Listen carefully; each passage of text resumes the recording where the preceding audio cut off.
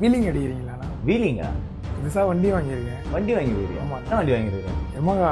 ஓ wow, சூப்பர்ரா, congratulation. Wheeling அடிக்கணுமா உனக்கு? ஆமாண்ணா. எல்லாருமே வண்டி ஓட்டி தான் இருந்தான்னு சொல்லுவாங்க, நீ ஏன் வீலிங் அடிக்கணும்னு சொல்ற? நீ வீலிங் அடிக்கல, மாஸ்டர் கிளாஸ் தெரியும்.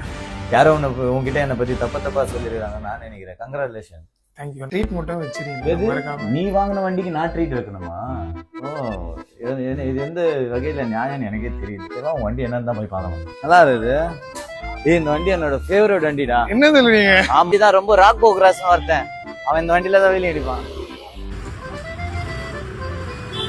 என்னை பொறுத்த வரைக்கும் நான் எந்த அளவுக்கு ஜெயிக்கிறேன்னு முக்கியம் இல்லை, என் கூட இருக்கிற டீம் எந்த அளவுக்கு நான் அவங்கள வெற்றி பாதைக்கு கொண்டு போகிறேன்னு தான் யோசிப்பேன். அவங்க வரும்போது என்கிட்ட எப்படி இருந்தாங்கன்னு தெரியாது, ஆனால் இன்னைக்கு அவங்கள பார்க்கும்போது ரொம்ப சந்தோஷமா இருக்குது. இது எல்லாத்துக்குமே அவங்களோட ஹார்ட் ஒர்க் அண்ட் டெடிகேஷன் தான் ரொம்ப இம்பார்ட்டண்டான ஒரு விஷயம். தோல்வின்றது நம்மளுக்கு கிடையவே கிடையாது. முயற்சி பண்ணாத வரைக்கும் நம்ம கோழியாக தான் வாழ்வோம்.